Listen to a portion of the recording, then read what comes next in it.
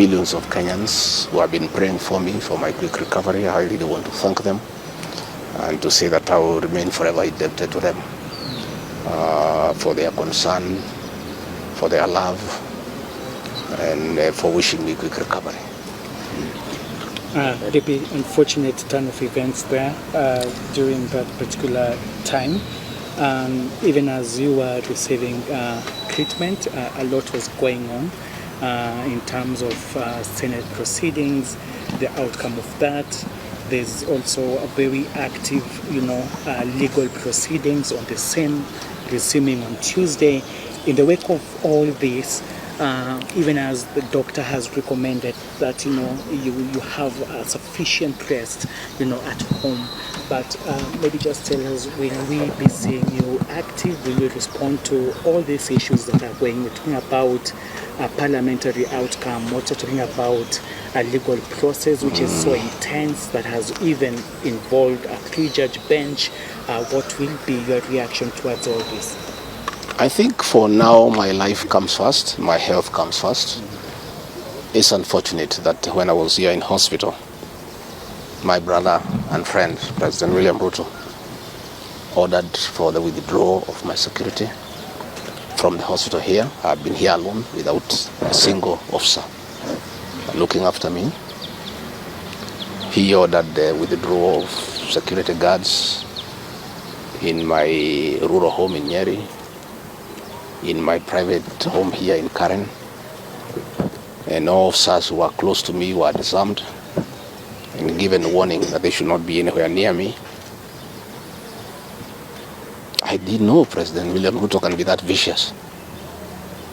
I am shocked by how vicious a man I helped to be president, a man that I believed in, a man that I was persecuted when supporting him, could be so vicious against me when I'm literally fighting for my life in hospital.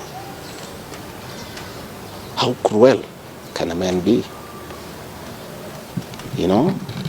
As we speak today, the Deputy President of the Republic of Kenya, Rigathi Gachagua, has no single security officer around him. He's alone. And I am aware that a judge seated in Kirogoya and another one seated in Milimani gave conservatory orders staying the proceedings of the Senate, which effectively means I'm Deputy President. But the President, in total violation of the court orders, viciously withdrew security around me. Again, to cripple the functions of my office. He ordered through the head of public service, Felix Koskei, that all officers in my office be sent on compulsory leave. Last night, all vehicles assigned to officers who work under me were impounded to cripple the office of the Deputy President. I don't understand this level of viciousness to a man who have been your deputy, who helped you to become president, irrespective of whatever he has done. At his lowest moment in life, when he's literally struggling to stay alive, you unleash such viciousness against him. I bear no grudge against anybody, but I had not seen that in President William Ruto. The man I'm seeing is not the one that I thought that I knew. I know there was concerted effort that I should not go to Kwale for the celebration. Wilson Airport were told that I should not go through Wilson Airport. All owners of helicopters were told that I should not be allowed to use any of them to go to Kwale. I don't understand. But as I say, I want the people of Kenya to know that as I go home today, I have no security. And it's good that they know. And if anything happens to me or my family, President William Ruto must be held to account. We've made many mistakes in life.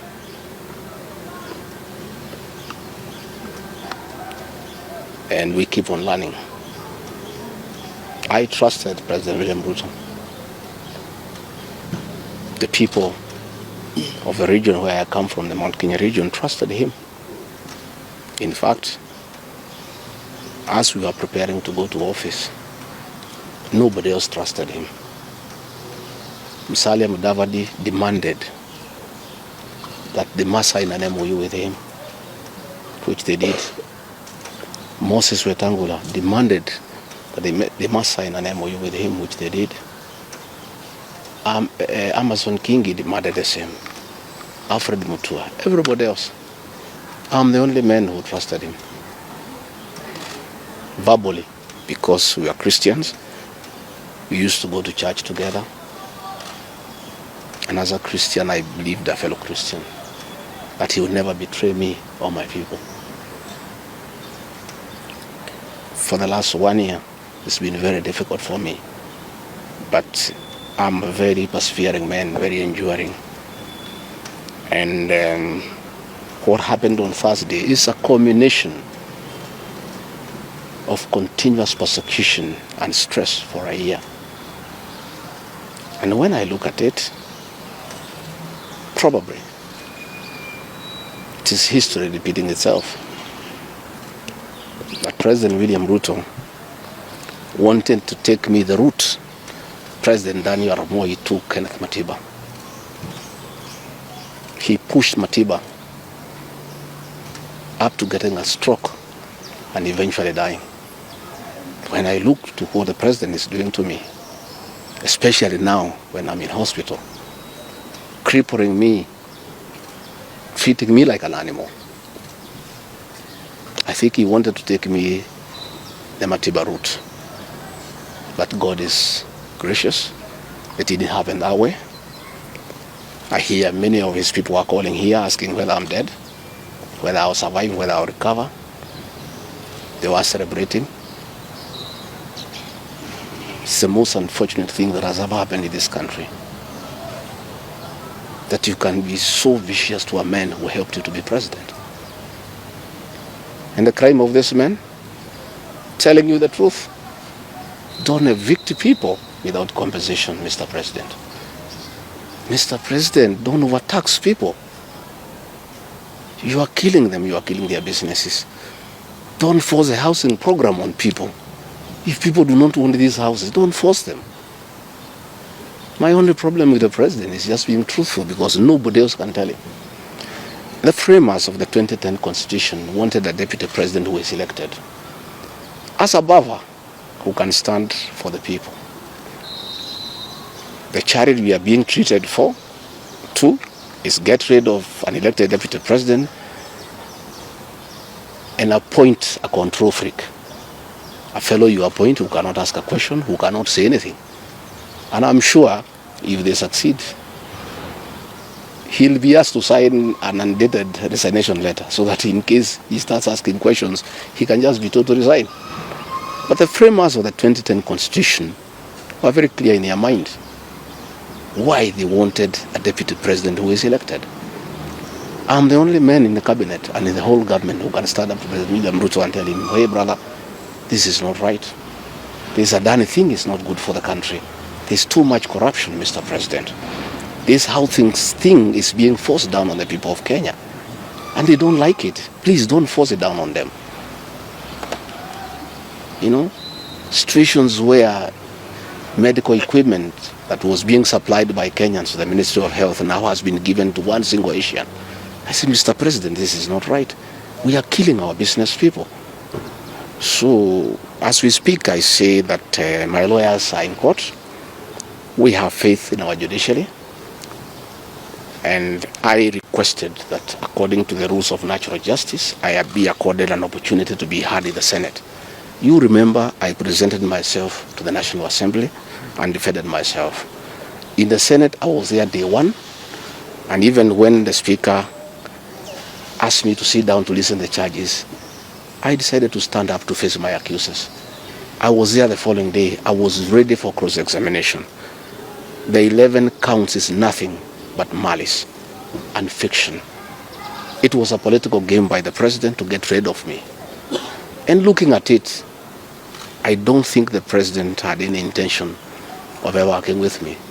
I think he just needed me to help him win the election because of my mobilization capacity and the faith that the Mount Kenya region has in me. So I should have been given an opportunity. I have asked my lawyers and they have told me the motion was not time-bound. What is time-bound is a select committee that should work for 10 days and then report to plenary.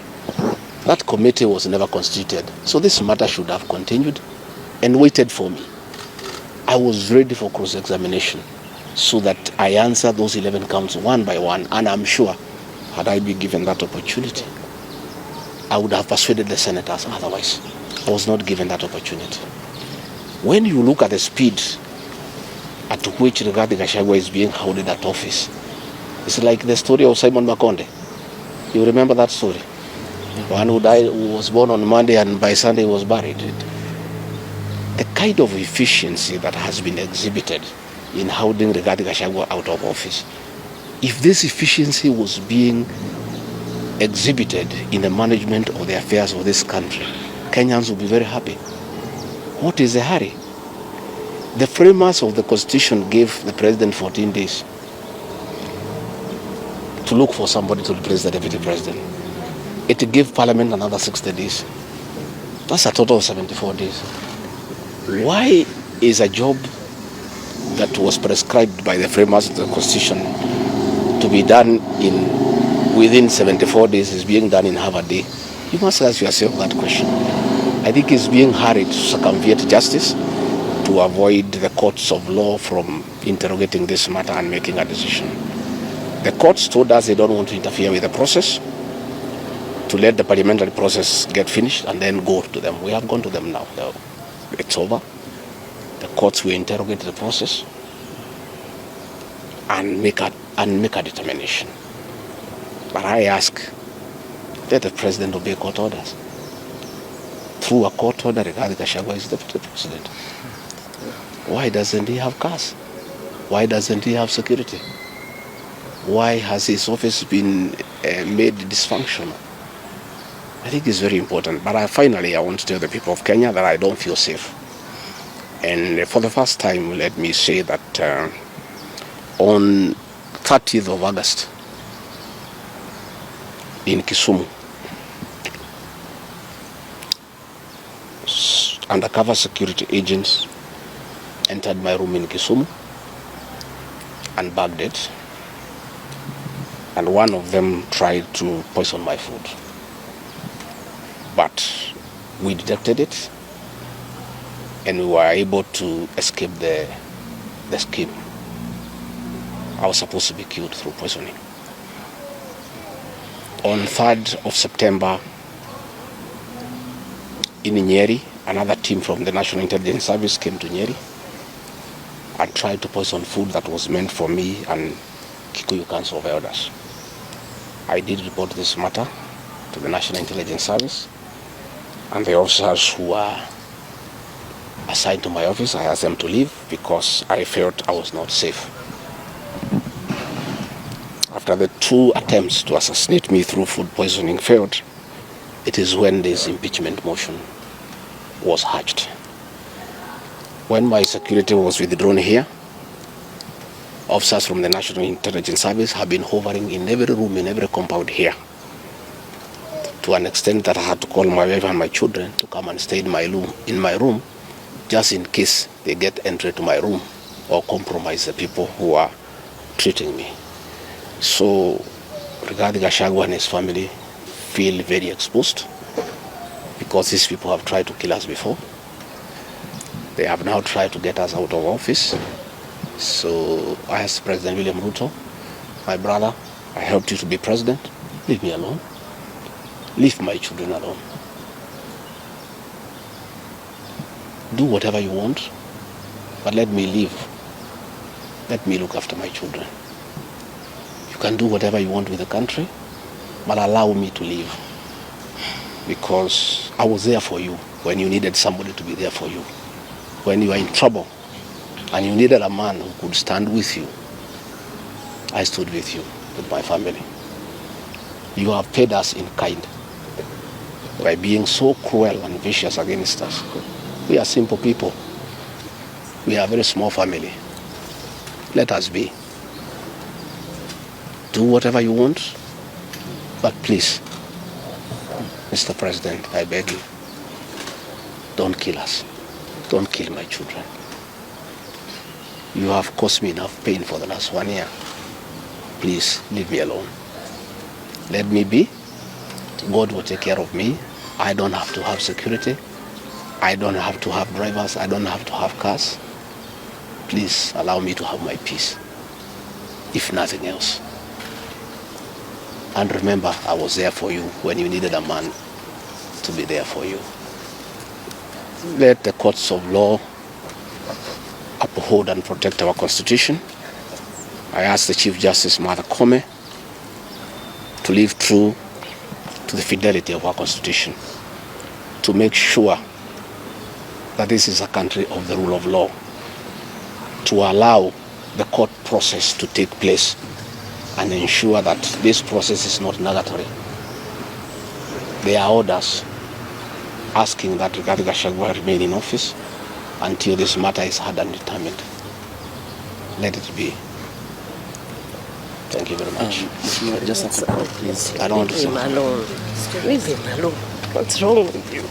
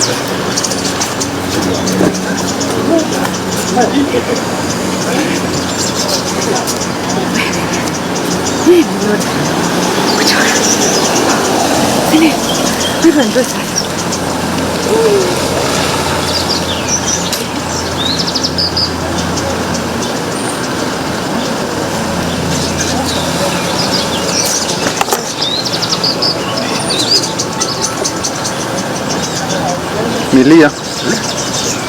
Hello.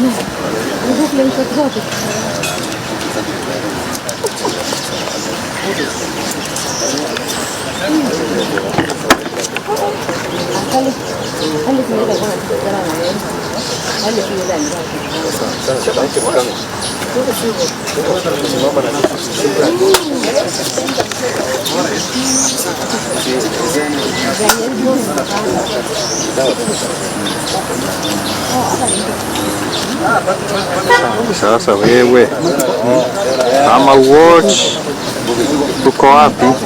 Ndio amemaliza, si imekuwa live, si ametoka tu saa ile unanipigia.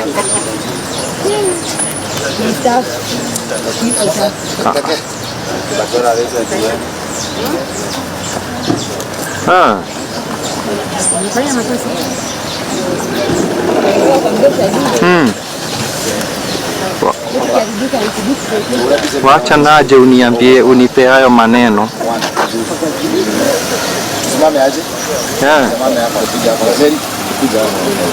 Sawa, nakuja hapo sasa hivi.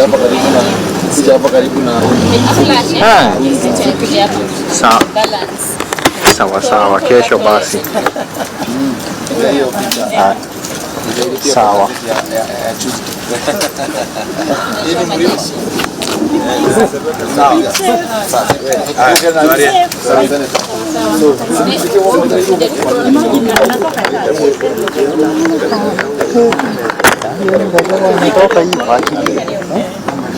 Mimi wanaweza kuniambia nikaja